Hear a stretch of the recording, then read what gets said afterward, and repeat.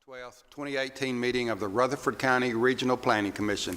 Stand with us, please. Commissioner Mike Vaught will lead us in our prayer and our pledge. Mike. Bow your heads, please. Most gracious Heavenly Father, we thank you for allowing us to come together to conduct the county's business. We ask that you grant us wisdom, discernment as we look through these issues. We ask your blessings on this county. We ask your blessings on the county law enforcement and first responders that will take care of us daily.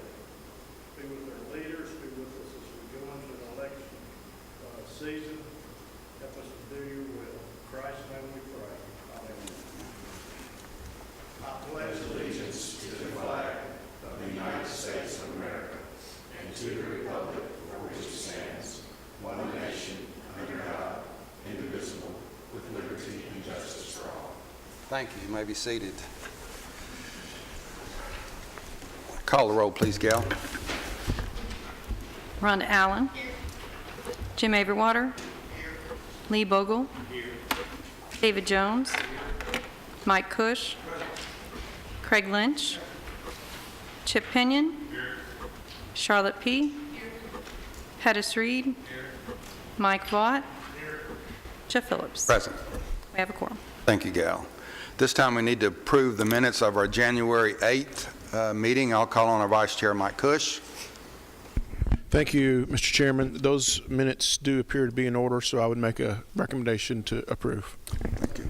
Have a motion and a second to approve our January 8th meeting minutes. All those in favor of that motion, please say aye. And motion carries. No items withdrawn or deferred? No, sir. Okay, we'll get right into our business.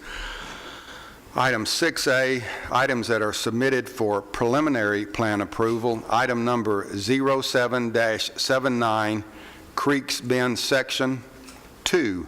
This is reapproval of 94 lots on 47 plus acres, zoned RM, located off Old Lebanon Road. John T. Holloway. Holloway Development is the applicant. Doug. Yes, Mr. Chairman, thank you, and good evening, Commission members. This is a subdivision that was originally approved back in August of 2007. If you look at the location map in your agenda packets on your iPads, you'll see that there have been other sections and phases of this development that have already been approved. That preliminary those sections, again, have been locked in and have been approved for some time. This particular section, however, had not. So only thing we're really looking at here tonight is a reapproval of this. The plans are actually in good order.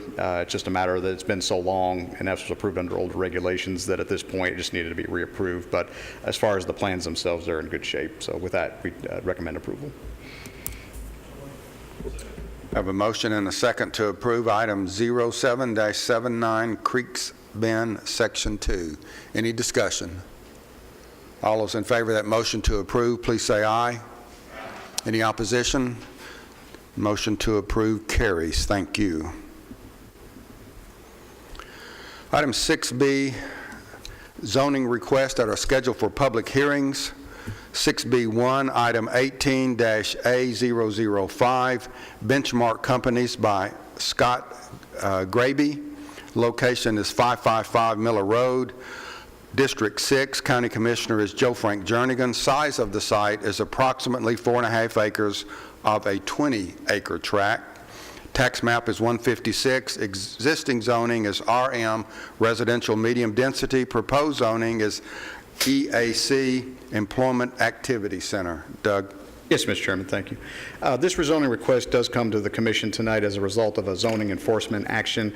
The applicant owns the existing business, which is located on the corner of Sledge Road and Miller Road, and Mike's bringing it up on the map on the screen there that you'll see.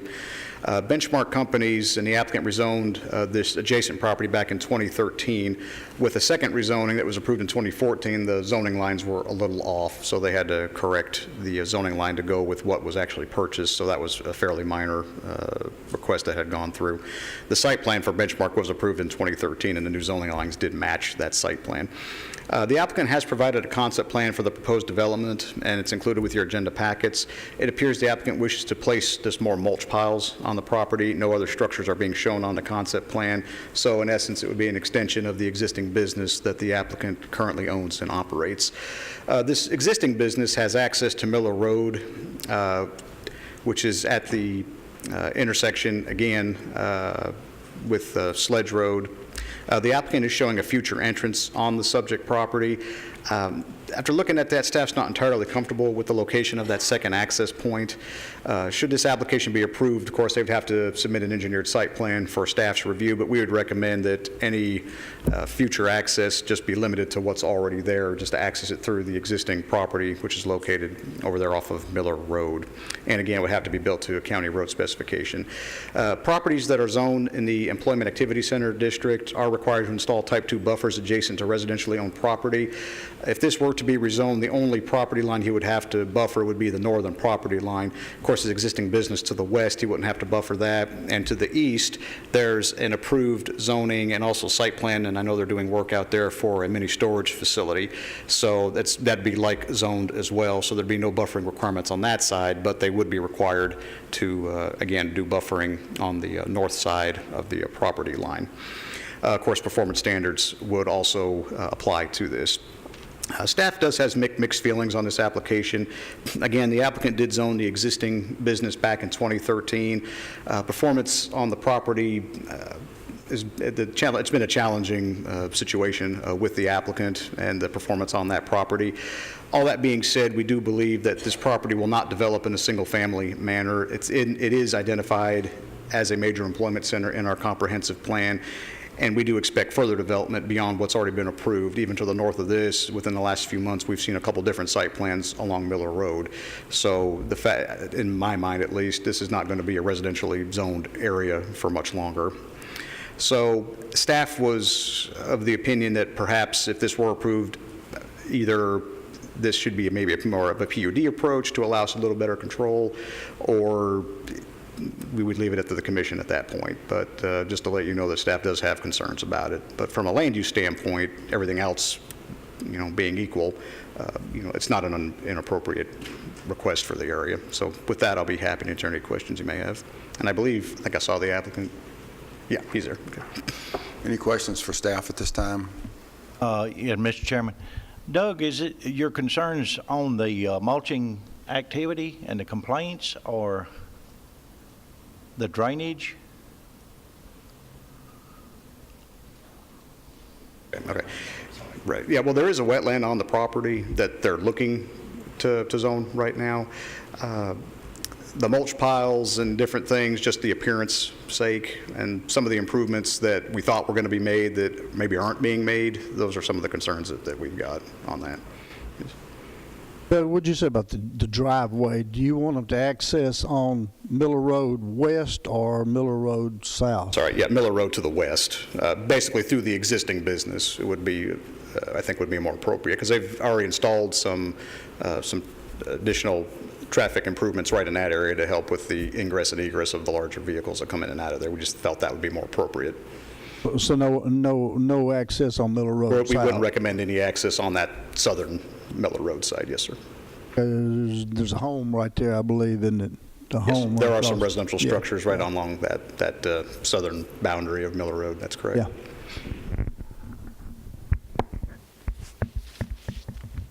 Ready for our public hearing? This time I'll declare a public hearing open for item 18-A005, Benchmark Companies. Is the applicant here? Would you please come up?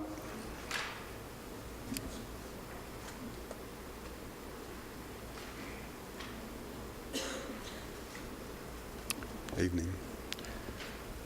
State your name and tell us a little bit about what you have in mind. My name is Scott Graby. I'm the owner of the Benchmark Companies. We manufacture landscape mulches for landscape contractors and garden centers in the Nashville market. We are just looking to extend our footprint with mulch. There's always a fire hazard, so we don't want to elevate more. We wanted to create a larger footprint so we could eliminate that risk. And since that was an initial fear when we first filed for the rezoning, and we haven't had a single issue relative to a fire. And to speak to Mr. DeMasi, I am the primary reason why there are hesitations, and it's simply because I have a hesitancy, or I'm not familiar with how to go about, and this is not my cup of tea at all. I'm very much just a hands-on, in-the-field type person, and so I dealt with we're actually leasing this property, and so I dealt with the owner, and we went through and I spoke with him about the zoning. The GIS has it listed as farm. We were just using this for material, and so that's where I put the cart before the horse, and Mr. DeMossi said I did that the first time as well, and thinking back, I did that as well. But I would speak, I think I'm not speaking out of turn when I say the hesitancy is most likely not so much the application, but maybe with me putting the cart before the horse. But I'll adhere to any improvements necessary, and we want to be a good steward of the property and want to be a good help to the area. So You were down in the corner Yes, sir. already. And Yes, you're sir. just expanding around. Yes, sir. right? For same type business? Yes, sir. Same, no more- structures. It'll just be for storage of material. More mulch piles. Extending our footprint so that we don't elevate the piles anymore. It goes a more horizontal feel.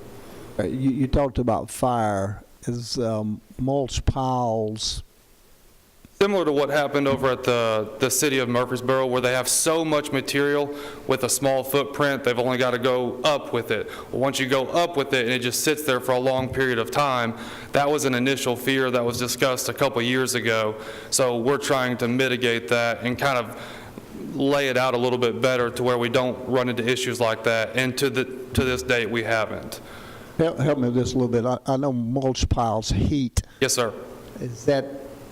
Is that a very, I mean, it's flammable. Do you have any problems with that? We don't, no, sir. And that's the reason why we want to extend that footprint, is just so we can keep that risk mitigated.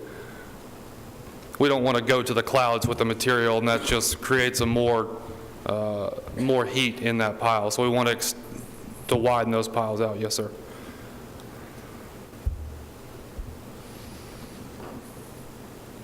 Any other question? One of the suggestions in our staff report is that you possibly consider a planned unit development so we can be much more specific, so everybody understands very clearly what your expectations are, that we have of you and you have of us. Is that a conversation that you've explored at all with staff before going for the EAC zoning? I'm actually not even sure what a planned unit development is. But yes, I want to adhere to any guidelines put in place. We don't want to be a thorn in the side.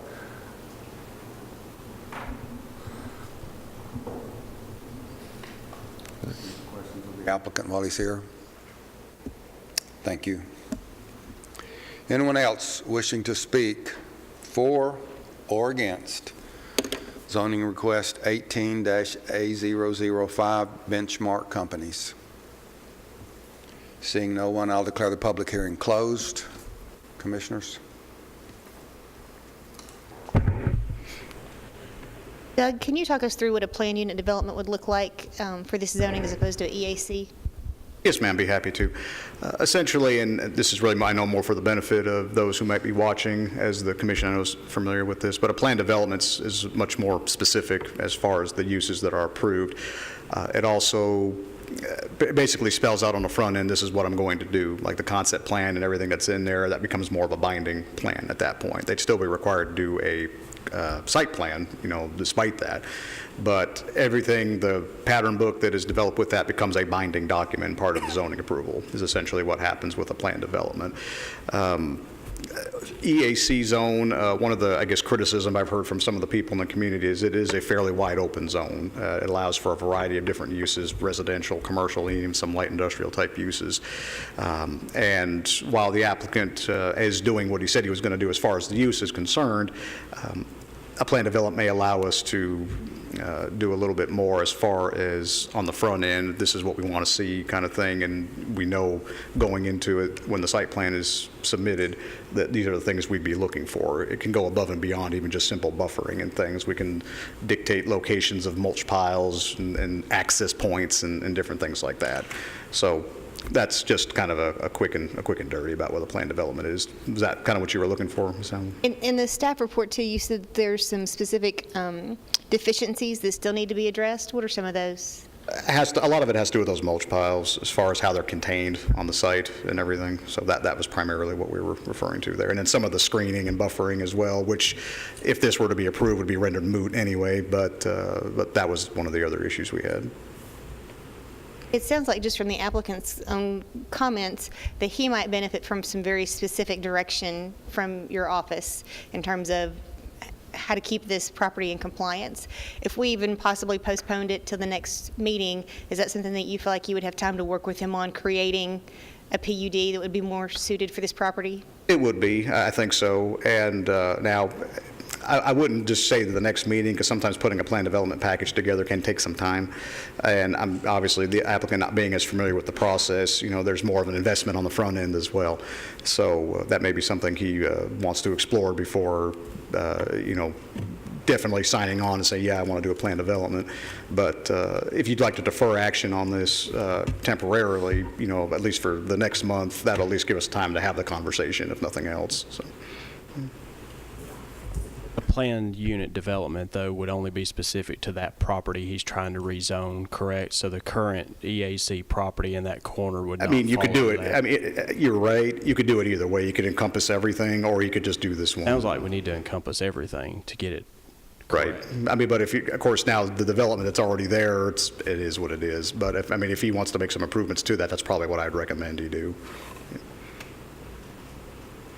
Having heartburn about having one business operating in two different classifications, one being a PUD, one... I don't think so. Ultimately, just one of them would be, which kind of goes back to the point that Lee was making. Maybe we look at everything as one approach, but that's a conversation we can have. But even if it's two separate zones, we can make it work. It'd still be an allowable use. We just have to kind of keep an eyeball on it. Doug, one of the things we had discussed in the past is a theoretical PUD light, I think is the term that we used. Is this a project that could possibly fall in that classification that doesn't have to be as involved as a regular PUD?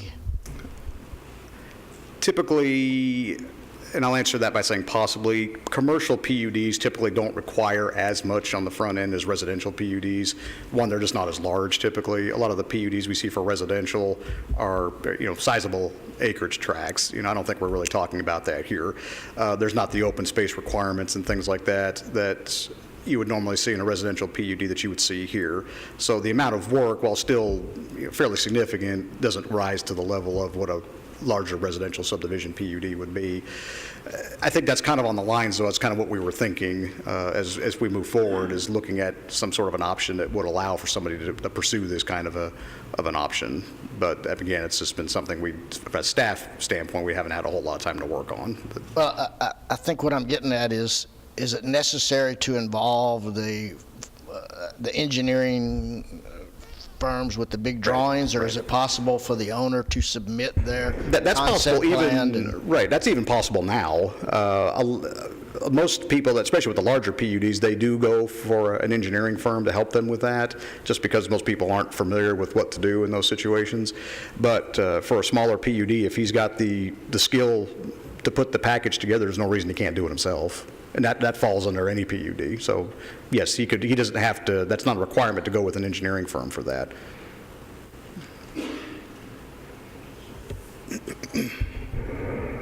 Mr. Chairman, one thing that sort of concerns me, we've already had some experience that codes and planning and all have had some problems in the beginning of what we have experienced there as far as the understanding about what we're supposed to do and not do. And you go ahead and do something without the permits or whatever, and hopefully the applicant has said that he understands that now, what we've got to do.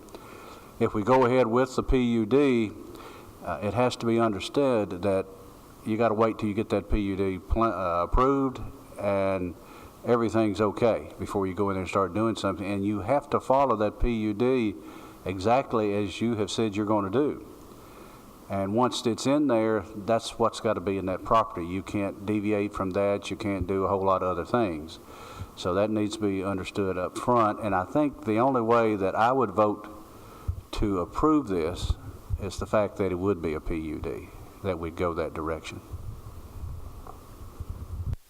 I like Jim's idea, where the gentleman can draw it up himself rather than go to the expense that it would take for a firm to draw it up. Is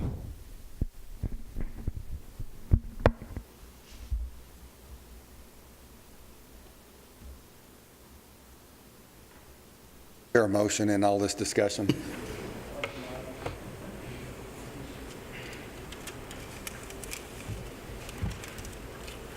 I'll make a motion that we defer for a minimum of 1 month so that staff has an opportunity to confer with the applicant on a PUD approach. I think that'd be more applicable in this, given this set of circumstance.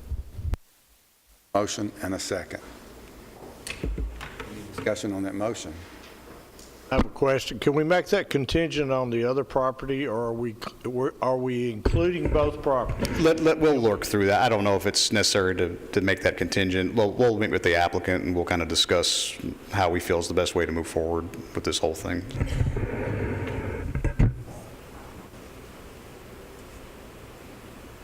We have a motion and a second to defer for 30 days till our next 6 p.m. meeting.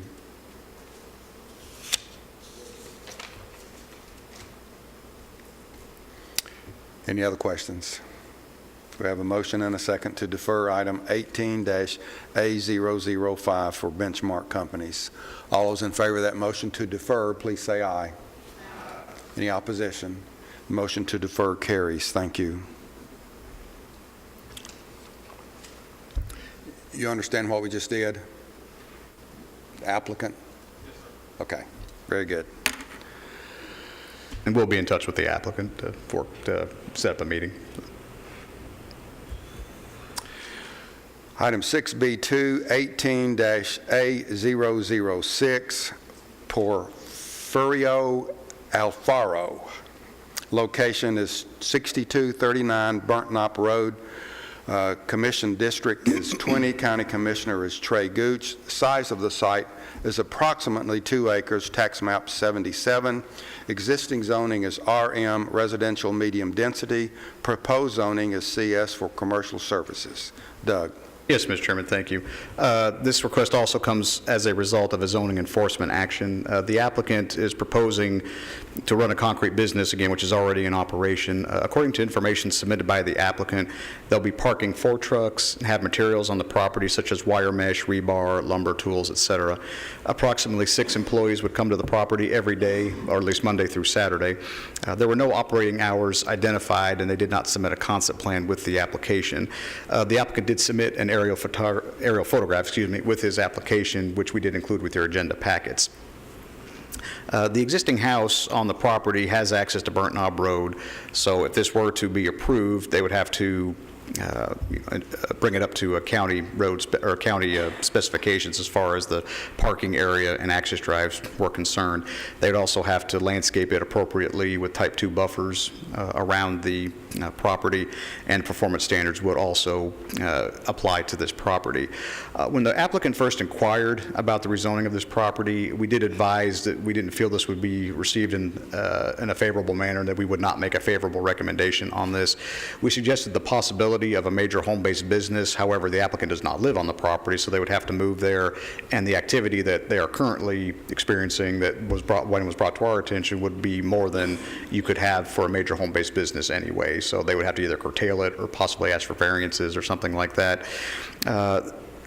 So at this point, I'm not sure if the applicant's present. I'm looking out in the audience. I'm not seeing him, but I had a conversation with him, I guess about a week or so ago, where we talked about this, and I just wanted him to know on the front end that this was not something that we'd be recommending approval of, and he understood that. He still wanted to go ahead and take it forward. If this is denied, he knows that he's going to have to either relocate his business or come into compliance by making a major home-based business or something to that effect. But with that, again, staff did recommend denial of this, and I'll be happy to answer any questions you may have. Any questions for staff? this time, I'll declare a public hearing open for item 18-A006 for Mr. Alfaro. Is the applicant present?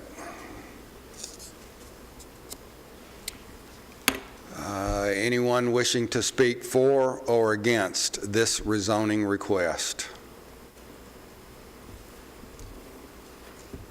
Seeing no one, I'll declare the public hearing closed. Commissioners?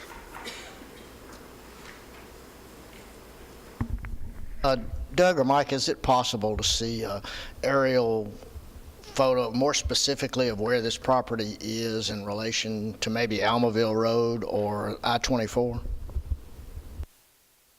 It's right across, well, not directly across the street, but just a little bit to the west of the existing quarry that's out there on Burnt Knob. Yeah, it's about halfway between Burnt Knob and Quarry, right? I'm sorry, between the Quarry and Almaville Road, excuse me. But we'll zoom out a little bit here to give you an idea.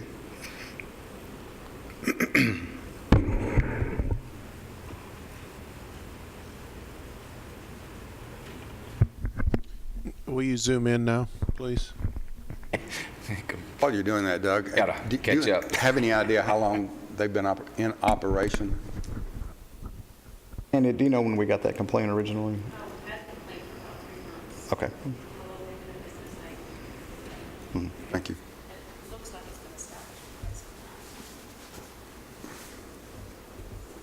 Church? Yes, Next. directly next door is a church, yes, sir. This is 2013. There's nothing there. And then as the years progress, you can see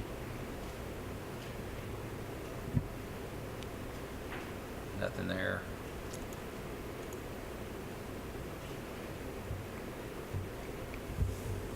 They're starting to, that's a little shed. They're starting to build a gravel drive around it. 2016. You can see more of the development. Couple of years. Yeah, it looks like it's been expanding over time.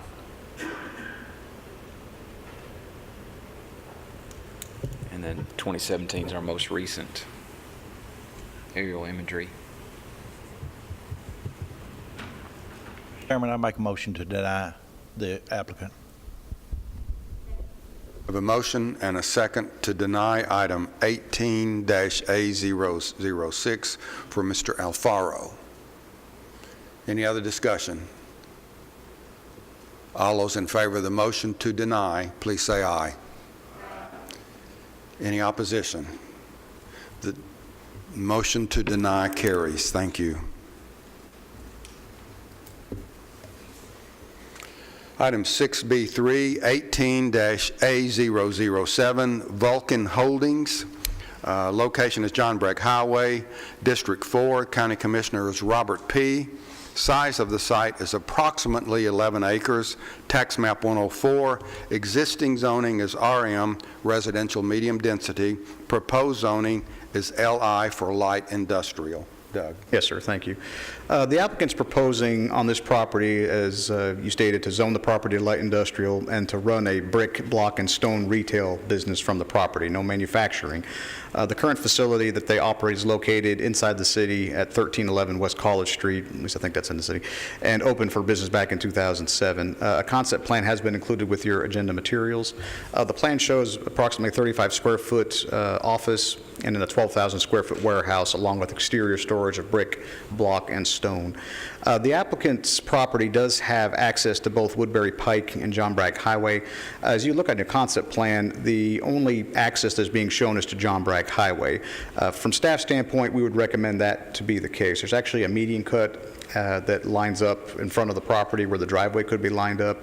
Also, if you look at the plat that's been included with your agenda packets, you'll notice that there's a lot of soil on the northern end of the property, and those soils actually have easements around them for some of those adjacent residential properties. So we wouldn't really want them getting into that because that would ruin their soil sites. And again, their concept plan isn't showing that. So it appears that they're just contemplating access onto John Bragg Highway as well. The applicant's concept plan also indicates that all parking areas and truck lanes are to be paved with be paved with the brick, block, and stone areas to be compacted gravel. We like that from a planning and engineering standpoint because that would help from the dust standpoint as far as what they're proposing at that location. They also need to be aware that maximum lot coverage limitations in the light industrial zone is 50%, and this calculation includes any parking or building areas. Light industrially zoned properties are required to install a Type 3 buffer adjacent to residentially zoned properties and Type 1 adjacent to commercially zoned, which there is some commercial property directly to the east. I believe it's a landscape company.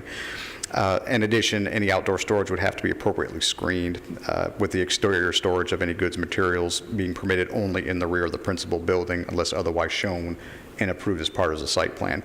Something else to be aware of, this John Bragg Highway is designated as a scenic corridor.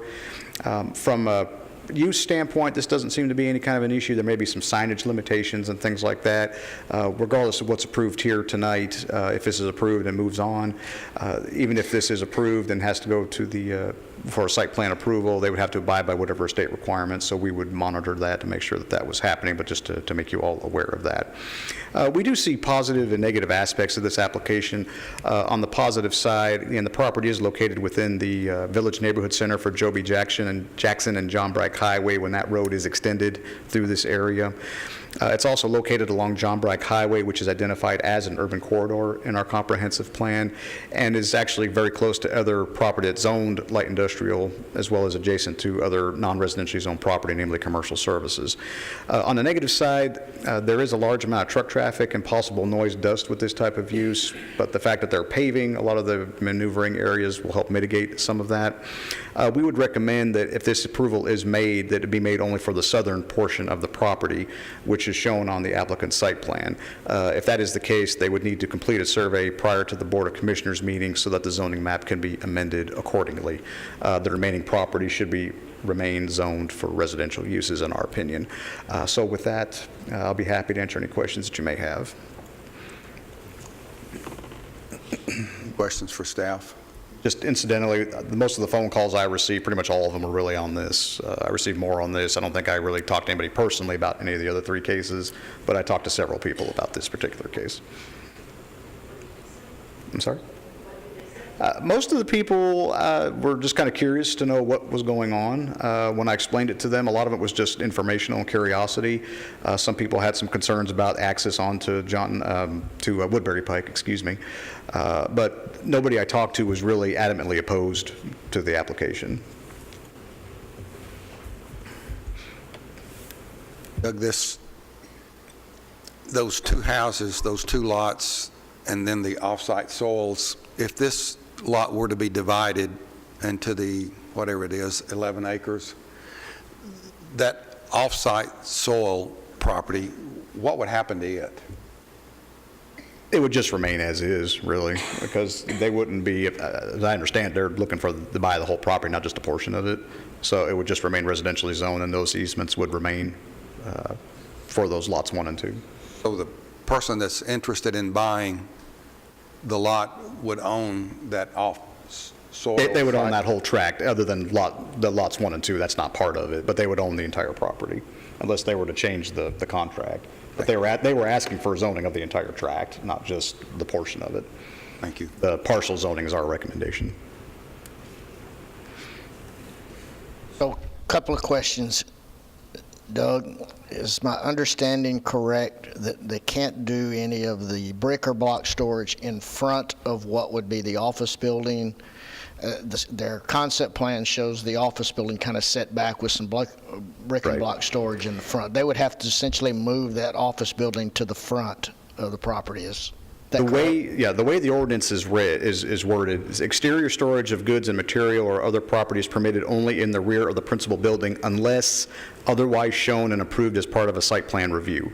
So generally speaking, they couldn't, but if they were to submit a site plan and say, okay, this is what we're proposing to do, and you all approved it, as long as you approved it, then they could. But that's how it's worded. Now there is also a reference to applicant needs to be aware of the maximum lot coverage limitations in the LI zone, which is 50%. So if they predominantly put gravel down on this 11 acres for storage, then you still need another 50% of the lot as undeveloped, or what is the Yeah, lot interpretation? coverage, and let me read to you the definition of lot coverage as well, just so we're all on the same page here. The way lot coverage is calculated in non-residential districts, for all non-residential uses, all vehicular use areas, parking, loading areas shall be included in this calculation. So maybe not so much the storage, because that would just be the storage, but the actual parking aisles, the drive aisles and whatnot, and then the buildings. That's what you would count as the lot coverage. So not so much the storage, but the actual buildings and the maneuvering areas. Okay, so they could have plenty of storage Yes. out there. Yes. I guess what I'm getting at is if they're restricted in some way in their storage, then they need the back portion of the property to meet that 50%. But if you're saying that they don't need that back portion of the property, then there's no sense rezoning that. Right, and quite frankly, there's not a whole lot they can do back there with those easements anyway, because once they start getting to the Soles easements for lots 1 and 2, I mean, that pretty much destroys what they've got, so I'd be really concerned about that. Right, but my point would be they would need that in their plan Right. in order to meet the 50% requirement. I see what you're saying, right, and I think what you're saying is accurate as far as they appear to have enough room, and I think it could be done in such a way that even with the block and brick storage, just looking at the parking and maneuvering areas and the buildings, they would still probably fall under that 50%. And understand, what we're looking at is conceptual. They're just kind of drawing some lines on there saying this is kind of where we'd want to have storage. It would be more refined, of course, when we see an engineered plan.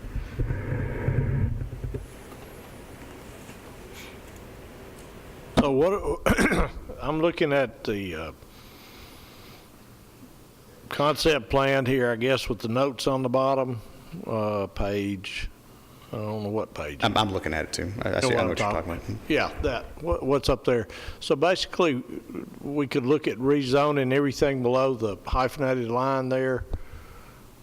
I think so, and I think that's probably why they did it the way they did. I think they understand as well that trying to get up in that northern portion is probably just going to be too problematic for them. That seems to make sense to me because the rest of it realistically stays with those two houses, even though it's not owned by those Right. property Now, and understand one other thing, that's an old zoning line, of course. The whole property is zoned RM now, so they would still have to get us a legal description of what that area is, that the southern portion of that. But I think if they were just to take this back to the engineering company that took care of this to begin with, they could probably do that fairly easily, I would think.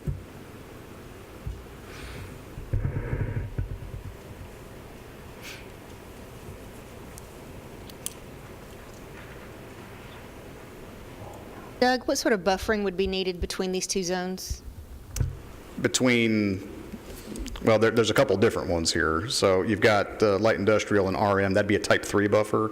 But between the CS zone, which is to the east, at least a portion of it to the east, and LI is just a type 1. So you'd be looking at a type 1 for those adjacent to commercial areas, but type 3, the thickest buffer we have, adjacent to residential.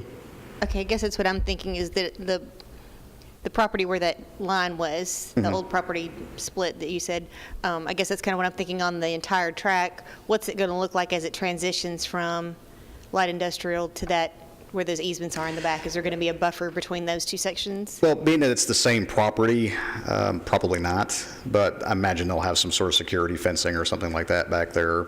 So, I mean, that's something I think we can work with them on. Maybe not necessarily a full-blown type 3 buffer, but since it's the same property, but I think we could work with them on that.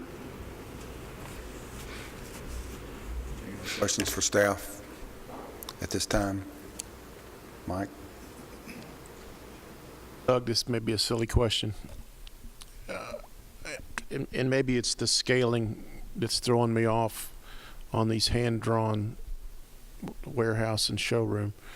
Is the total property, like say, that's on the map, on the screen, okay, right there, what you have, is the total property 11.2 acres, or is the 11.2 acres from the dashed line down?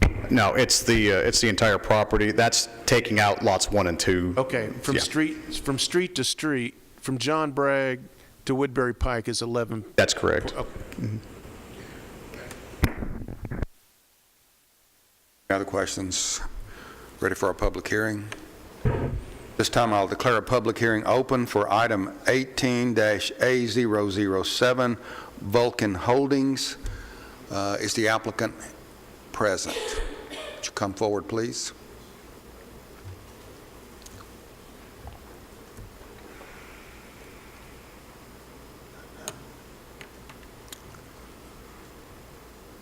Evening. If you would, state your name and address and tell us what you have in mind. Personal address where I live? Yep. Brent Martin, 1120 Stockwell Drive, Murfreesboro. And we're looking at putting a new brickyard at this location. We've been, I think he said, since 2007 at West College Street in Murfreesboro. And we've just kind of run out of room where we're at. We've got a little over 3 acres. We've been looking for a place to go for a long time and just can't find anything. We actually have another property in the city limits closer to just right off of Middle Tennessee Boulevard, but the shape of the property is kind of limiting us on how we can work it out without getting some extra room from there, so we've moved over to this property. And so that's what we're doing. Questions for the applicant? Brent, are you okay with just reclassifying and rezoning the portion that's towards John Bragg Highway? That's kind of what I had in mind. When I filled that out, I may have filled it out wrong. I knew we really couldn't do anything with that back part because they got their septic systems on there, and I didn't figure we could even drive over it, get a driveway. I thought if there was some kind of way to maybe get a back way out for a road or something, but I figured it would destroy what they have. So we just were thinking for the front portion. I think there's about 7 acres left, with including our septic soils that are on there and that little triangle over to the right. We're trying to figure out how to make the most use of the property because we just kind of need all the space we can get. I pass this at least twice a day. So I guess my question is, have you been out there during rush hour to be familiar? It's moving. I've been out there on the side of the road and I try to get as far away as I can. You are right. You're right at the bottom of a hill there. So if you haven't, I would recommend that you sit there during rush hour and watch the traffic. That's my concern with I was there in the morning. trucks. Mm-hmm. The number of trucks that are in and out, that's a major concern. Right, right. Your present lot is about 3 acres, so if you've got 7, you're going to just about a little more than double what you have. Is that going to be good enough for you for the foreseeable future? It would be plenty. We've got, we don't have nearly enough warehouse space. Our warehouse right now is about a fourth of the size we've got drawn on there. Our office is similar in size, but warehouse where we can store more stuff inside is what we're going for. So there's some stone, comes in cardboard boxes. We're hoping to be able to keep all that inside instead of outside where the rain melts them. And then I don't see us using every square inch of what we've got drawn on there for bricking because we just don't need to have that big of an inventory really. But at least we'd have more room.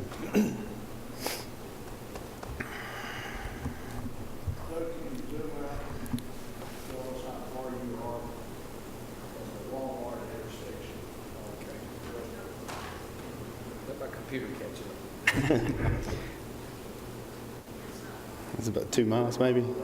Is it a mile and a half?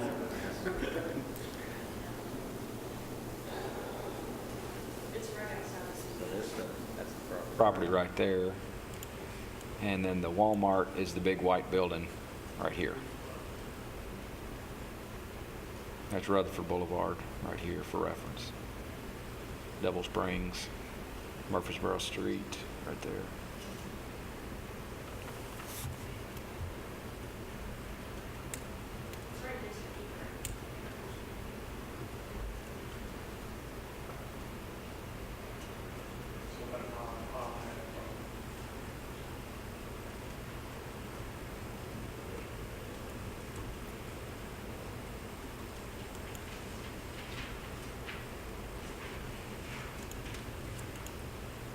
Any other questions of the applicant while he's up here? Thank you very much. Anyone here wishing to speak for or against this zoning request, please come forward, please.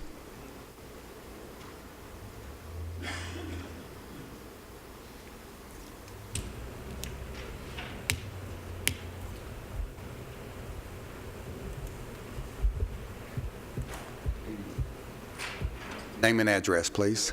Patterson, 110 Emerson Court. Mr. Patterson. The things, I moved to Murfreesboro about 15 years ago, finally got out of Nashville. It's one of the best decisions ever made. Mr. Patterson, would you adjust that microphone where you could speak into it, please? Okay, thank you. Like I said, it's one of the best decisions ever made to move here, and the main reason I bought where I did is because of the scenic route behind my house.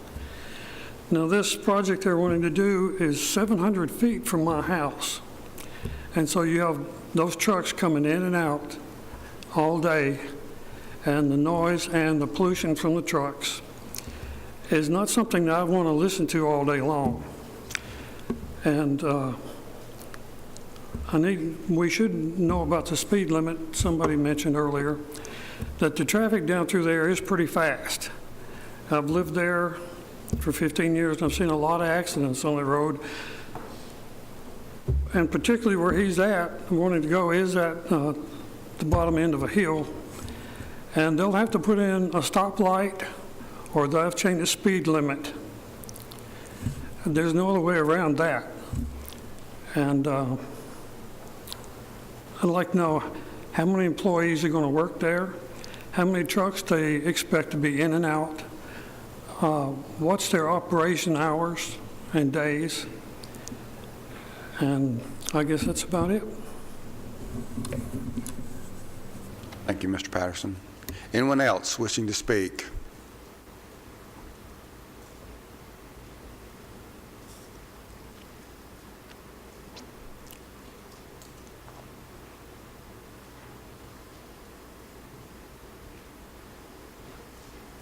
Evening.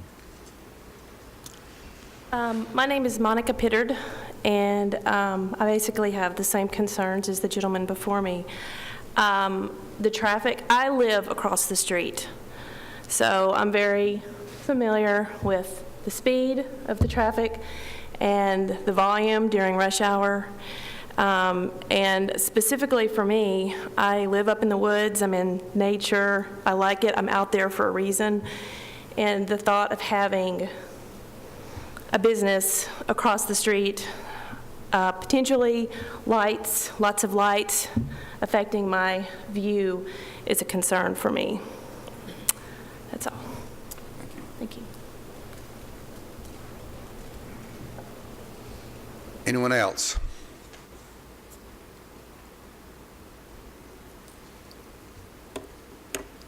I don't see anyone else. I'll declare the public hearing closed. Commissioners? One of my questions was going to be the anticipated traffic.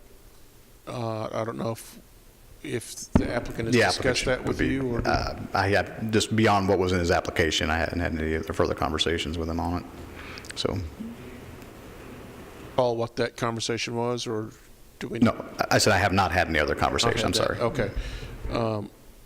Mr. Chairman, is it okay if we ask the applicant to? Yes, it is.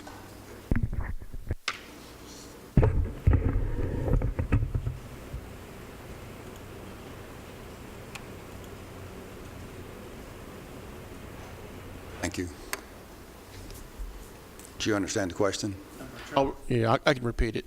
The neighbors have brought up a few good questions, and I'll repeat a couple. One would be, what is your anticipated daily truck traffic? Large trucks, our own trucks, we have 4 trucks. They make between 3 to 4 turns a day. We usually start, they're hopefully leaving by 6:30. Sometimes they'll come in earlier if we have a busy day to beat the traffic and to get a lot more done. Incoming trucks will have maybe an average of 6. There's some days we may only have 2 or 3 trucks come in. One day we may have 10. It's just depends. We probably average out to, I don't know if it's 6 throughout the whole year, every day. All right, so if my math is right, you have 4 of your own personal Vulcan trucks, right? Yes, sir. Yes, sir. 12 to 16 trips a day for your own For vehicle. my own, just our people. On average, just say average out. Some days there may be none, and some days there may be 10. Hours of operation? 7 to 4, Monday through Friday, and sometimes we'll come in on Saturday for either a meeting with the customer to pick something when they can't make it, or if we're behind and need to catch up. And just to be clear, there is no manufacturing of block on the site. This is showroom and yard. Yes, sir. One of the questions of the neighbors was lighting at the facility. I would assume that there may not be a lot needed. I don't know that At night, right. Just whatever was required by us to put up should be the minimum requirement. And I can jump in with that. We don't require lighting, but if lighting is provided, you just have to submit a photometric plan that meets our requirements. So you wouldn't be required to put anything in that you didn't want to put in, as far as that goes. Right now, we have like one security light just outside the back, that doesn't even light up the whole yard. Okay. It's not like a car lot, a car dealership. And just to be clear, as far as the traffic in and out, these are probably flatbed tractor trailer. Ours are all flatbed. We do have some vans that come in. We have a ramp that we unload them off of. Okay, thank you. Thank you. Stay close just in case.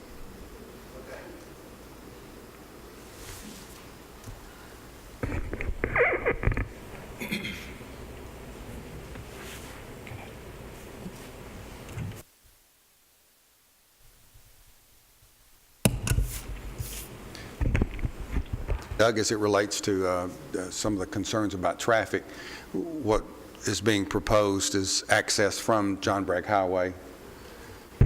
John Bragg Highway could much better accommodate that traffic than the old Woodbury Highway. Yes, I believe it could. Now, that being said, Mike, I believe, was just going to discuss a little bit about the possible access to the property in relation to their sole site. Right.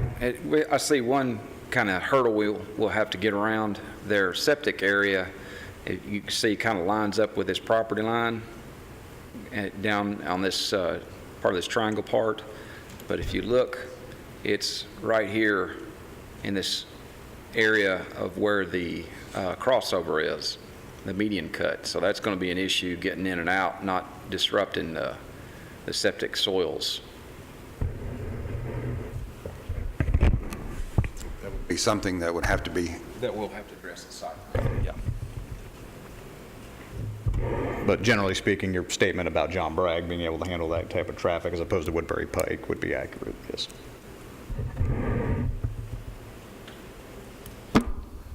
Jeff, you ready for a motion? I'm ready. I'm sympathetic with some of the neighbors' concerns, but that's part of growth, and if you can't put these type trucks on a 4-lane highway, I don't know where you can put them. I mean, it makes more sense than being on a small street in town.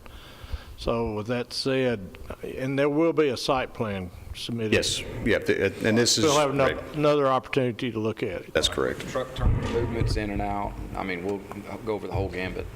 We'll go over some buffer and that kind of stuff at the same time.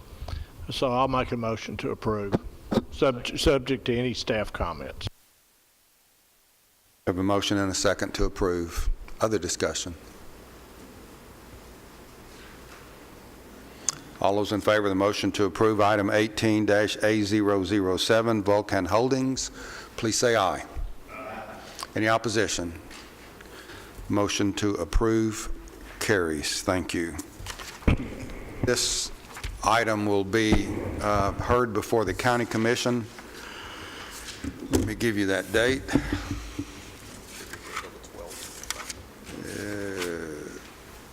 April the 12th, 6 p.m. at this courtroom. I think the public hearing will be at 6:30, but the commission meets at 6 p.m., April the 12th, and that'll be a Thursday evening. Let's see here, item 6B4, item 18-A008, landdevelopment.com, Mr. Artavan. The location is Walnut Grove Road, District 8, County Commissioner is Pettis Reed. Site of the site is approximately 80 acres, tax map 148, 159. Existing zoning is RM, residential medium density. Proposed zoning is a PUD, planned unit development for a residential development. Doug? Yes, sir. Thank you. The last of our 4 rezoning applications tonight is for some property located along Walnut Grove Road. The applicant is proposing to construct a 100 residential lot development on these properties. According to information provided in the applicant's pattern book, of which there is a copy on your iPads, lot sizes will range between 6,600 and 7,800 square feet, although some lots appear to be larger than that. House sizes would be 1,400 square feet and up. Homes will be constructed with a variety of materials such as brick, stone, vinyl, siding, etc. Again, additional information can be found in the pattern book, which is on your iPads. The property does have access ultimately to Walnut Grove Road, which is State Route 269, through the Clearview Acres subdivision. The pattern book does not call for any access to Stones River Lane, which is to the north of these properties. There is a stub out to the east, which does tie into a proposed access point in the Walnut Grove Farms development, along with 2 proposed stub streets to the north on some adjacent property. Staff has requested an updated traffic study for Walnut Grove Road, paying close attention to the intersection of Walnut Grove and US 231 Shelbyville Highway. We did receive that traffic study back, and we may have additional comments on that as we go forward. I wanted to bring this up just so everybody was aware that this development of this project is somewhat contingent upon the development of the adjacent subdivisions. As you can see, with not having direct access to Walnut Grove Road, they are dependent on the development of either the tract to the east or the Clearview Acres tract, which is immediately adjacent to the west and south. So if for some reason their development started going a little faster than the existing development where Clearview is, or the development Walnut Grove Farm to the east, there have to be provisions made for them to construct the road consistent with the pattern book approvals of both the developments for Clearview and this, if it's approved, or the approved preliminary plan for the development right to the east. The pattern book indicates there will be approximately 43 acres of total open space. Residential PUD applications are only required to have a minimum 10% open space, with half of that being usable. This amount that the applicant is providing for this does appear to meet that requirement. There's no proposed buffers per se, but most of the homes, with the exception of the eastern property line, are located more toward the interior of the property. Performance standards for noise, dust, whatnot are also part of the approval, but this isn't a commercial development, so it's really not a requirement for this. They're not required. As far as the design of the subdivision, staff overall is comfortable. You can see there's a lot of wetlands on the property. Of course, they'll have to design with that in mind and being sensitive to those needs, and that's something we would see during the preliminary plan phase. Depending on the outcome of that traffic study, which we'll discuss, additional improvements may be required. Generally speaking, when you look at the different developments that have been approved in this area, you've got the existing developments of Clearview Acres, you've got development across the street, which would tie into the Lewis Downs subdivision, and then immediately to the east with the Walnut Grove Farms development. All of those developments together at build-out will necessitate a need for a turn signal, or yes, a turn signal at, not just turn signal, a traffic signal, excuse me, at the intersection of US 231 and Walnut Grove Road. Now, as of right now, the warrants aren't there because these developments are just, a lot of them are just beginning to get underway. But at some point, we know we'll be needing to see updated traffic studies as they go, and at some point someone's going to hit the tipping point as to what's going to be the one that's going to tip the point for the new traffic signal. So that's something that we'll be monitoring very closely, but we would recommend that we do that in conjunction with TDOT, as that is a state road. Actually, both of them are state roads. So working closely with TDOT to know when the proper time is to have that installed, but that is something that we certainly can handle at a staff level. Beyond that, the applicant's representative, Jamie Reed, is here. He said he wanted to make at least a 30-minute presentation on the subdivision, so we're ready and waiting for that. But with that, we'll be happy to answer any questions you may have. Who's running this meeting, Doug? Sorry? Who's running this meeting, me or you? You are, sir. Sorry. It's okay, just don't let it happen again. Jamie, anyone have any, wait just a second, anyone have any questions for staff? The build out on those 3 different, what's the total number of homes that build out? You're probably looking at somewhere around 350 to 400 off the top of my head. I didn't come with the exact number, so I'm giving you kind of a ballpark estimate, but that's what you'd be looking at. 350 to 400? Yes, sir. Okay. Walnut Grove's it's a big road. Sorry? Walnut Grove's a big road. Don't be bigger.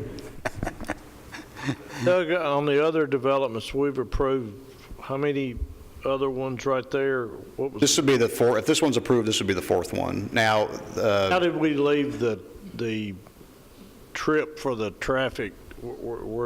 I remember that discussion, but refresh me, please. Yes, sir. What we would like to see ultimately is some sort of participation from all the developers.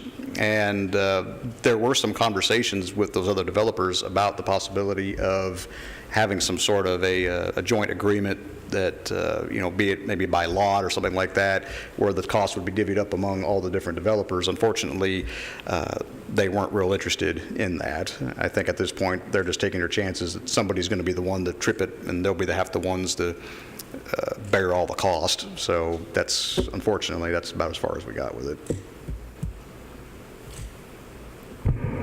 Questions? I might add something.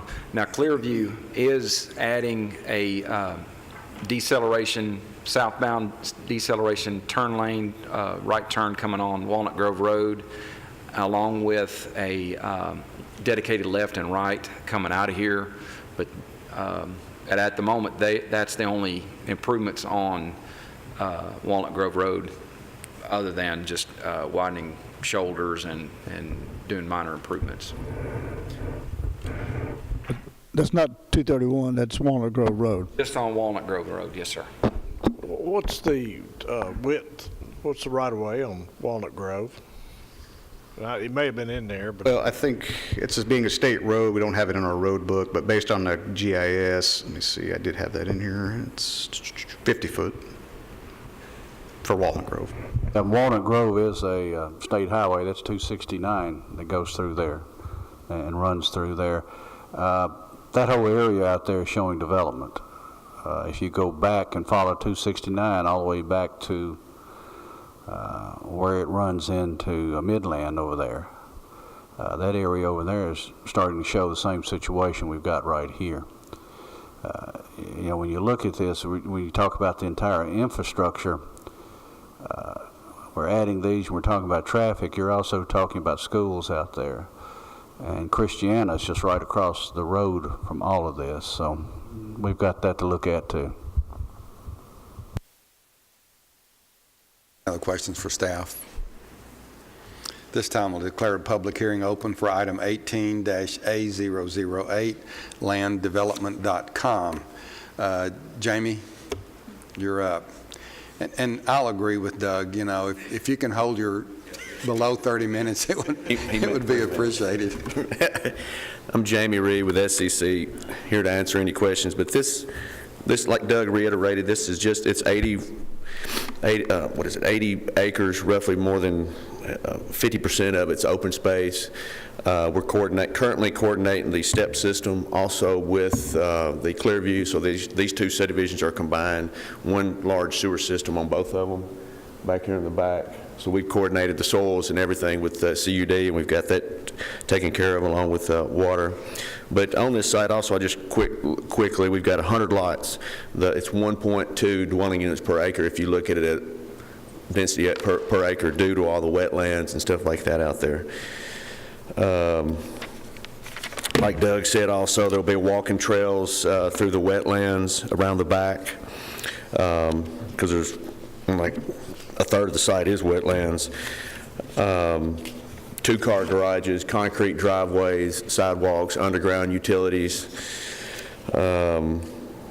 Let's see here, what else we got? Typical lot dimensions, I don't know if Doug, anyhow, 60 by 120, something like that, 3 bedrooms or more. All of the other Rutherford County bulk regulations shall comply to this. Also, there'll be an HOA with this. We're looking at building this in 2 phases, too, 2 50-lot phases. We're currently working on construction plans for the 50 lots right now, if y'all proceed and say this is good and we go on. But it's going to be developed in 2 phases.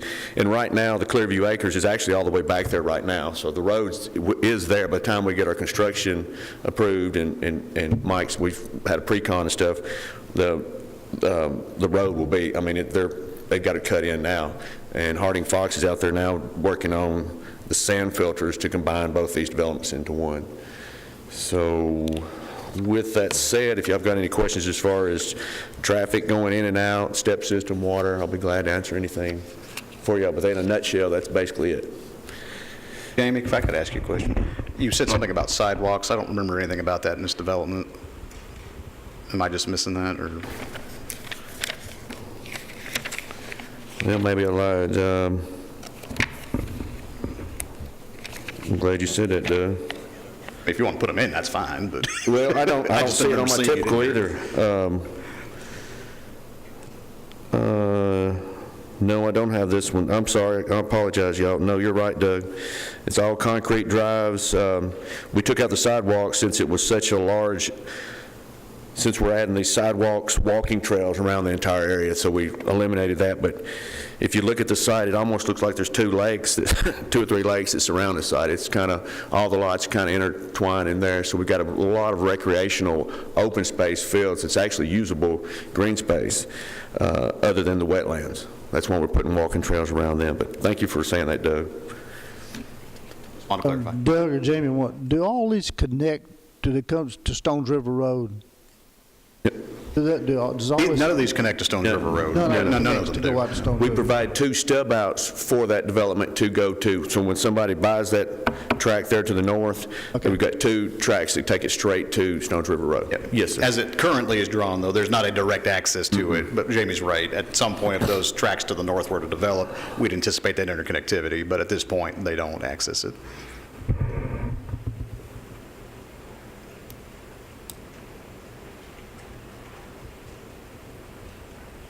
I'm not familiar with Walnut Grove Road. Can it handle this development and the others that are coming? Yeah, I mean, you're asking me. I said yes. The traffic report basically says yes also. It doesn't, like Mike and Doug said, it still doesn't warrant a traffic light there yet, but it's, like Doug said, it's coming. That whole area out there is developing, and I'm looking at several other tracks down the road.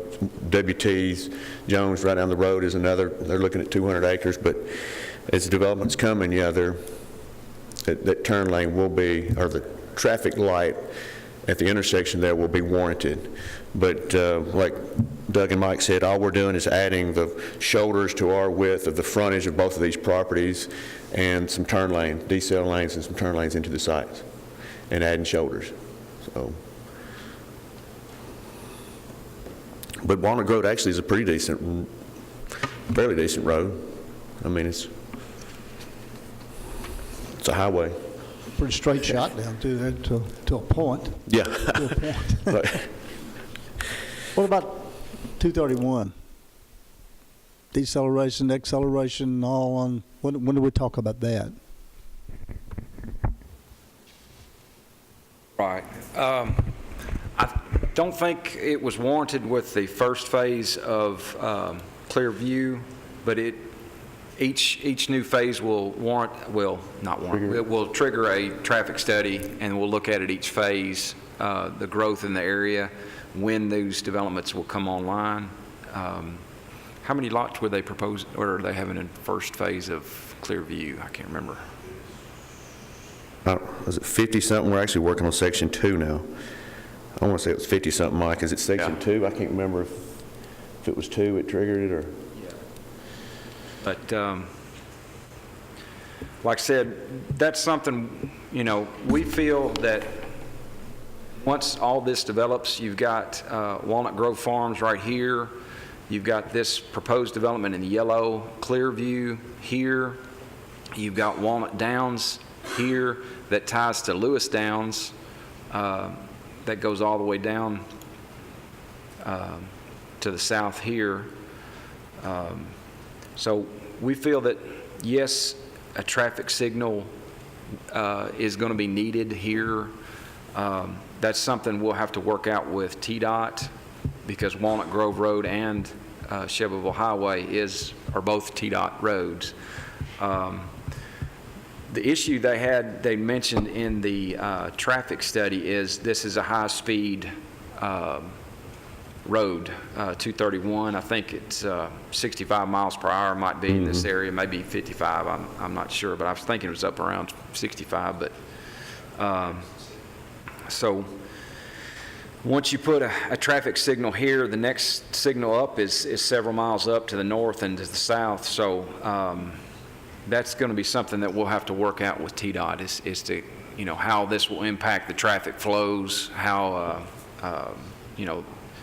will this impact the flows? I mean, but it will definitely, with all this development taking place on Walnut Grove Road, you can imagine that if there's not some way to allow these cars to make a left turn to go north, you're going to have a long backup on Walnut Grove Road. Yeah, but, okay, there's a certain point that you pull the trigger on doing a stoplight, but is there a certain point that we pull the trigger on when you got to have acceleration, deceleration, and all that? It would be well before a stoplight, right? Sure. Right. That next phase of Clearview, we'll evaluate that traffic. We'll see how many lots are on coming out to Walnut Grove, how much of the other developments are coming out, and we'll evaluate it at that time to see if the deceleration lane coming to the south is needed, and the left and turn right lanes coming out of Walnut Grove are needed at the time. So, Mike, do you make that determination, or what's the procedure there? Do you make it, and well, then we the rely state on, allows it, or does the state require it at a certain point? Yes, since on it's all. a state road? Yes, on all of those. Yes, we look at a traffic study that the design engineer has generated. We review that, evaluate that, and then we also work with TDOT to say, okay, is this what y'all envision, because they have the final say-so on that road. But they do rely heavily on what we think. Yeah, but it has to warrant. Mutual decision, then. Yes. And it's based on the warrant. If it doesn't warrant it, but once these traffic, like Mike's saying, these next few phases is when it's going to start triggering that count to where that traffic, then that way we can do the traffic signal. Mike, are we getting close to where, okay, Jamie, we approved Jamie's. The next guy that comes in here, and there's some more coming down through there. Oh, yeah, I know. Yeah. Is he the one we're going to say acceleration, deceleration? Not talking about a stoplight. I'm talking about turning lanes. Well, make nervous the guy that's coming next. Right. When we evaluated all these subdivisions, Walnut Grove Farms, Walnut Downs here, and then Clearview, individually, they didn't warrant improvements. But you stack all these together, things start to happen. So when Clearview came online, their traffic study said, okay, we've got so much development in here, we're going to need deceleration right turn lane coming down from Shelbyville. We're going to need a dedicated left and right out. I tried to get to talk to the other developers and say, hey, this could benefit everybody. You want to help put this in? And it fell on deaf ears, pretty much. So, but each section that we look at construction plans, we're going to require them to say, okay, you're in line here. That's all I can think to do is you're coming along bringing in 50 lots. They've built 75 over here. We can try to meter it out and be as equitable as possible, but it's going to be a balancing act, and we haven't had anybody but Clearview step up and say, we're going to make improvements. And the guy I'm working with on this one's the same way. It's just if we don't want to be the burden, you know, if there's 1,000 lots out there, what we think's fair, and we've got 400 between the two of us, we do, 40% of it, not pay it all for everybody to come through there and do it. It's just not. That's a challenge, if he trips the scale, is he responsible for everything Jamie, or his developments, right? Mine will be the one, I promise. So that's something it's a balancing act we're trying to. And when you speak in terms of the warrant tripping, the need for a light, that will include the deceleration lanes, the left-hand turn, They'll look at all the coming from the traffic south movements. and everything. Yes. It'll be a package deal then. And if I'm not mistaken, Mike, isn't that, the turn stuff is part of the Clearview after so many lots, right? Yes. Right. Okay.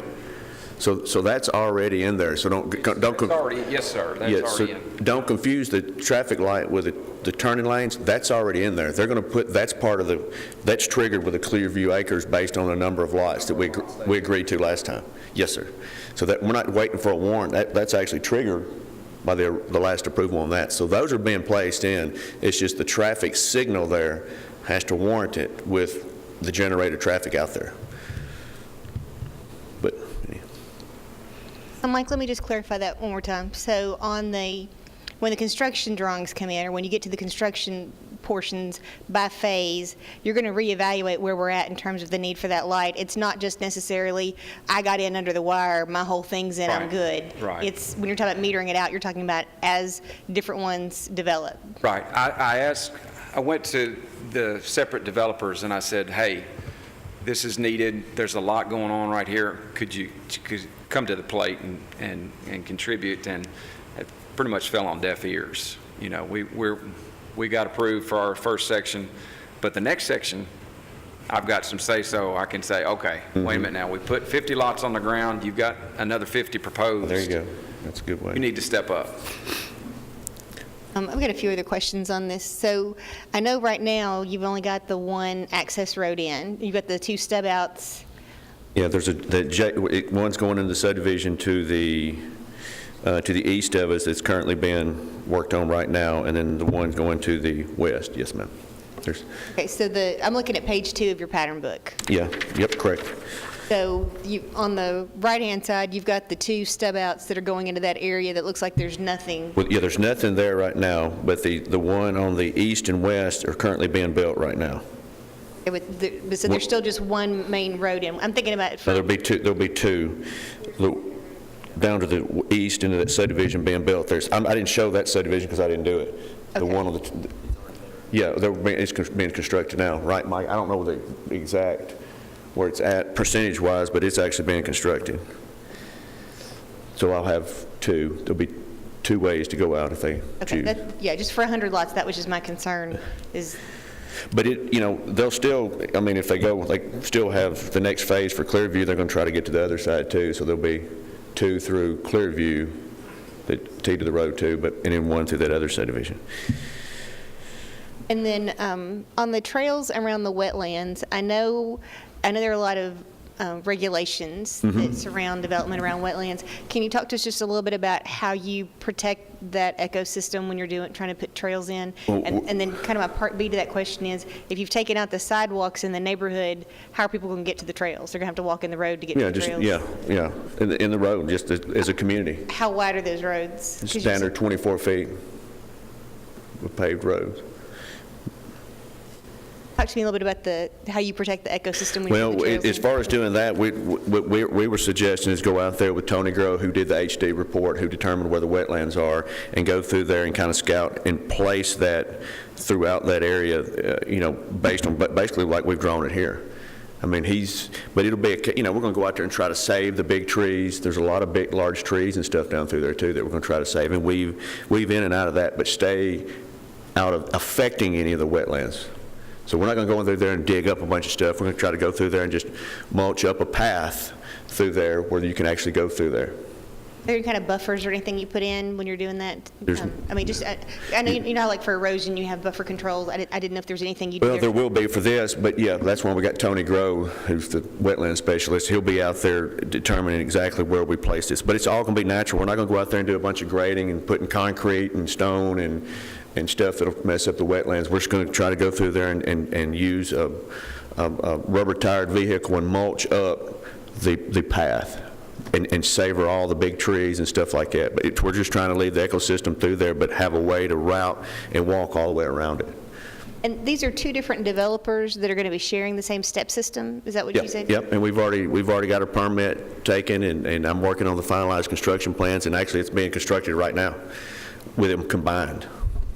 So on that page 2, I'm just trying to look at like sort of the drainage area, and it looks like there's to the north of where it looks like the step field's going to be, looks like there's a pretty large drainage area that kind of comes almost through the middle of that. And then it just sort of stops when it gets to this new section that you're in. There may be some shaded drainage, I'm just not seeing it. Yes, ma'am, it goes straight through that open space. It's just a shallow drain through there. And it's real shallow. That's what Mike and I were talking about, is thank goodness this one's coming on so we can try to give them a little relief, because it's coming from Lewis Downs. When it crosses on the road, there's hardly any fall through that. So we're trying to get that to fall a little bit more through there for them. But you're exactly right. It's going to be a swell through there.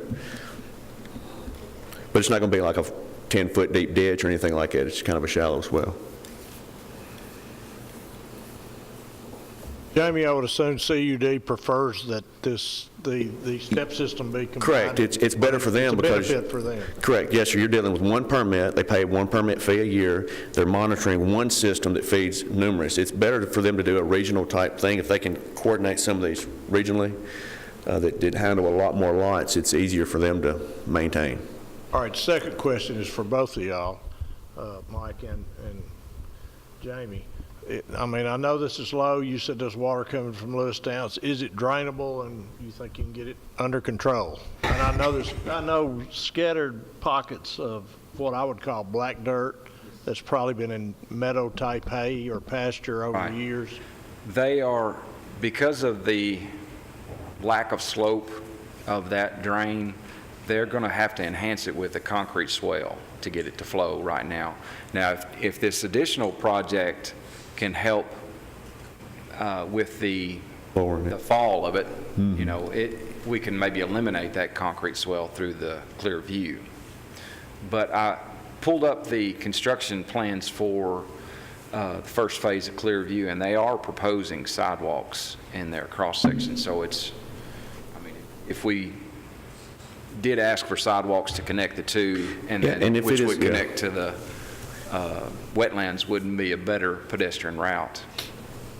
I mean, if there's heartburn about the sidewalks, we can place them in there. It's not a big deal. It's just, I didn't have it in here because we was doing all the walking trails and stuff throughout the site. But if you do put the sidewalks in, you may have to adjust the front setbacks a little bit, you know, for the CUD tanks. Yeah.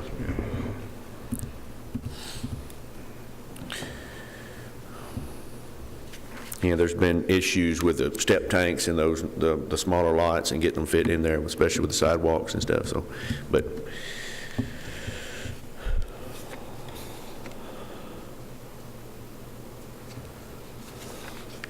any other questions? I didn't mean to stay this long for y'all. Any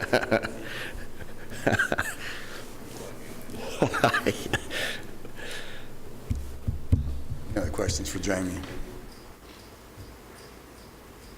Thank you, Jamie. All right, thank you. Anyone else wishing to speak for or against this rezoning request? Seeing no one, I'll declare the public hearing closed. Commissioners?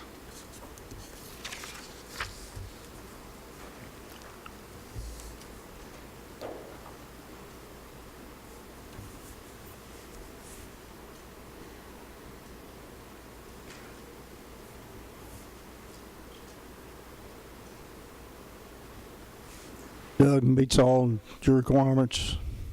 I mean, the PUD package itself, the pattern book is I mean, it's a decent proposal in my opinion.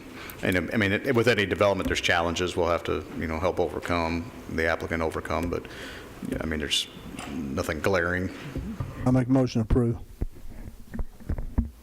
Motion and a second to approve item 18-A008, landdevelopment.com.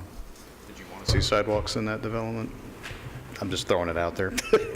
The only other thing I wanted to add is if at the time the second phase starts, and this is more of a site plan issue, to see something about a secondary access for those. Can you repeat that? I wasn't hearing. Something about a secondary access for the phase 2. I know that's more in the site plan phase, but I think that being isolated the way it is, and you're depending on the other developments, that, keep that in mind, that it may not be a bad idea to see if we could work something out, access for that second phase. Have a second access point? The one that we're working on now, the one that we're looking at. Right. The They're first building- 50 lots is phase 1, then phase 2 after that. It's just those stub out roads are dependent on that other development coming in. So if we get to phase 2 in the site plan, I'd like for us to look at that as, I don't know what the options would be, but there is only one entrance in. Where the two accesses, one from the Clearview subdivision, then the other one next to the easement, they're so close in proximity that there's still a potential for isolation there if something happened. But that's site plan phase, so. And then Doug and Mike, I did have a question about the sidewalks. I just like your opinion on that, given everything that could potentially affect in terms of, step systems and setbacks and all the things you guys have already talked about. And, it seems to me like it's always a good idea to give people a way to get to the recreation areas that we want them to use. Right. I don't see parking or anything else, so they're not going to drive there, so they're going to need to walk there. And, 100 lots is a lot of lots. It's a lot of families, a lot of foot traffic. And so I'm just curious. I mean, I don't necessarily want to arbitrarily put in sidewalks if they don't need to be there, but if they were in an adjoining neighborhood and there is a natural transition, I just want your feedback on that and your thoughts about whether or not. Kind of my thoughts on this, and, take it for what it is. When I looked at the pattern book briefly for Clearview and compared it to this, it looks like the developments are fairly similar, and Jamie, correct me if I'm wrong, but I think the only way you're going to know you're going from one subdivision to the other is if you see a subdivision sign, if they put one out there. So being that Clearview was approved now, and I'll be honest, I wasn't really looking at that when I was looking at the pattern book, but I just realized I didn't see sidewalks in this one, so I can't comment as to whether or not they were approved in Clearview. According to their drawings, they have them in there. But if one has them, since these are so similar in style, I think it would just make sense for the other to have it as well. Now, that being said, and Jamie seems to indicate that that's not a big issue, they will have to, go back through just to make sure that the setbacks, I think they're showing 35-foot front setbacks, but they would need to show a 40-foot setback for the front and to make sure that they can accommodate the step tank and all that. Provided that all works out, I don't really see in the or Jamie's not saying that it's really going to be any big issue. So if I had my druthers, I would say it would probably make more sense, being that they would all be interconnected anyway. Motion to approve with staff comments would include the sidewalks. Would those sidewalks be included on both sides of the street or just one side? I would put them on There's on one side on Clearview. So, I mean, if you want to match what's done. I think doing both sides is kind of overkill. Cross sections.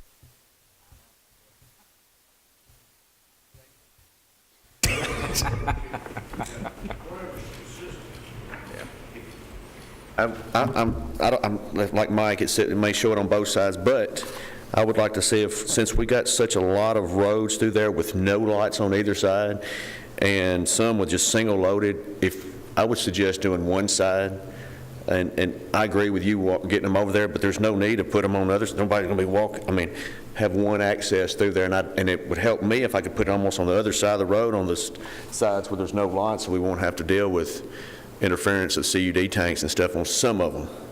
You know what I mean? If y'all are cool, okay. So the motion to approve with staff comments would include comments on sidewalks. Correct, and I think we could just add in there, consistent with what was approved with the Clearview development and based on our top, we'll make sure it gets the way it needs to be. Thank you, Doug.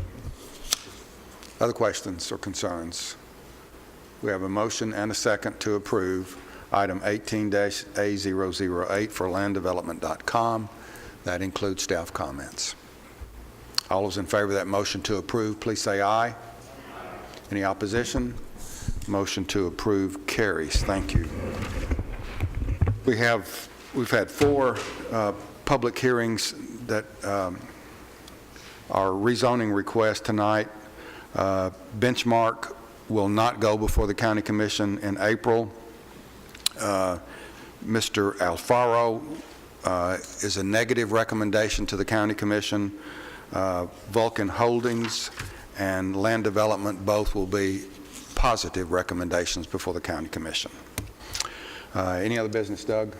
Just real quick, when we advertised our last, when we put the last advertisement into the paper for our meetings this month, we did put in a training session for the 26th of this month's meeting at 7:30. I did have someone I thought was lined up, but they kind of backed out on me, and that wasn't his fault. It's understandable what happened, but I'm still working on trying to get you something. So just look for an email from me. I'll let you know. And or if for some reason I can't find anything, I'll let you know that too. So you can just come at the normal time. This will be for the next meeting on the 26th. Yes, sir. Anything else? I have one comment, Mr. Chairman. Yes, sir. For other business. I want to thank everybody again for our discussion on the noise ordinance revamping on our last meeting. And I want to clarify one thing that may have got lost in translation. Part of the noise ordinance revamping we talked about had a subsection of fireworks in terms of the noise ordinance. And part of that discussion was putting a limitation on when fireworks could be discharged. And the thought was to try and perhaps mimic or mirror the city's firearm ordinance. But the part I want to make clear is the thought was this was not going to be a county-wide restriction. This was just subdivision and major subdivision location. This had nothing to do with farms or major landowners or mini farms, anything in the green belt, or as the state would define a farm. This was just isolated in subdivisions and major subdivisions. This was not a county-wide, by any mean, goal. So if that was not clear, I want to clarify that right now. Thank you. Doug, all that could be handled if this commission decided to recommend something could be handled in our subdivision regs. Some of that would probably be zoning, actually. Actually, I think most of that, if not all of it, would be zoning. I think we would probably look at it from a standpoint, you were talking about subdivision, we're probably looking at something just, what's considered a subdivision versus what's not. And generally, that's the 5-acre threshold. Anything over 5 acres is not, anything under is. Regardless of how many lots it is, that's probably how we would address something like that. Anyone have anything? Our next meeting is scheduled for the 26th of this month. We'll have a training session at 7:30 a.m. and our regular meeting will be conducted at 9 a.m. And if we need to cancel the training session, we'll put out word beforehand. Thank you for your participation and your hard work. It's appreciated. We're adjourned.